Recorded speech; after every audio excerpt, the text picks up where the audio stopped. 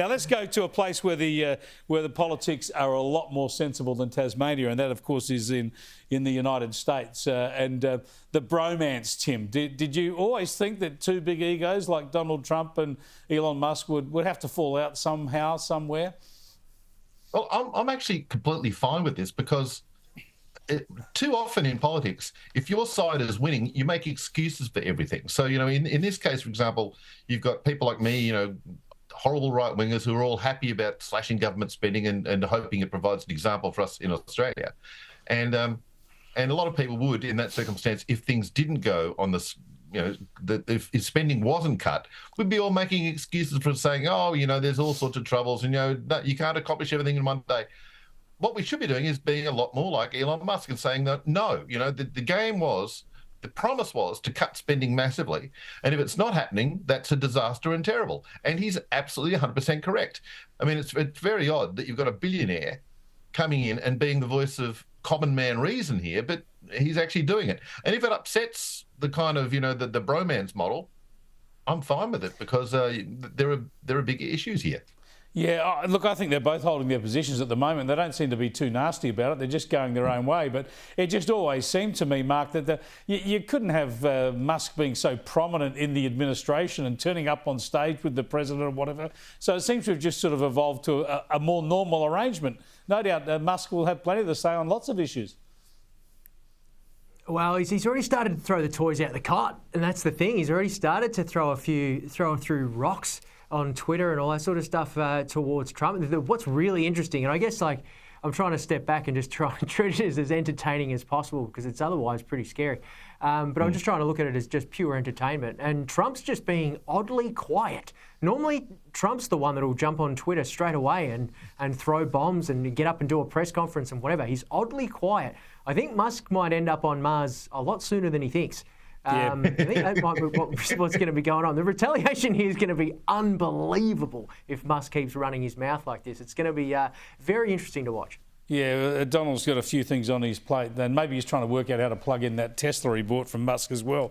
But one of the things he's done is started an investigation into the cover-up of Joe Biden's cognitive deterioration. Tim, I mean, this is all good fun and games, but really, you just shouldn't he just let that go and concentrate on Putin and Iran?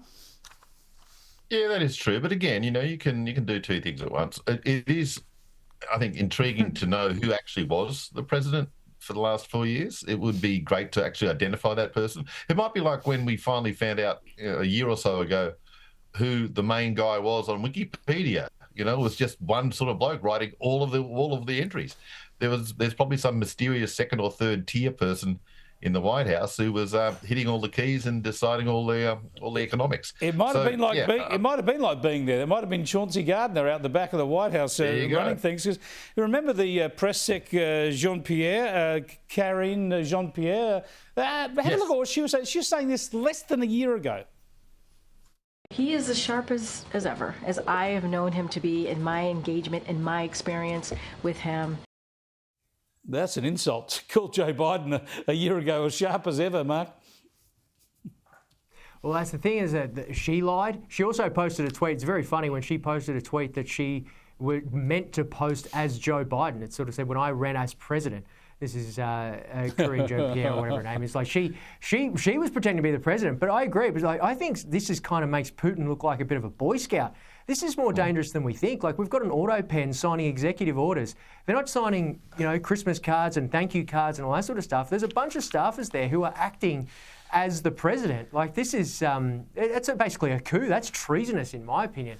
Yeah. And it's all surrounded by this whole fun and games. It's silly. He's got oatmeal for brains and he's asleep on a beach in Delaware with his mouth open. Meanwhile, the staffers are just acting as president. I just think it's scandalous because the rest of us could see it all around the world, but the Washington Press Corps just allowed it to go on.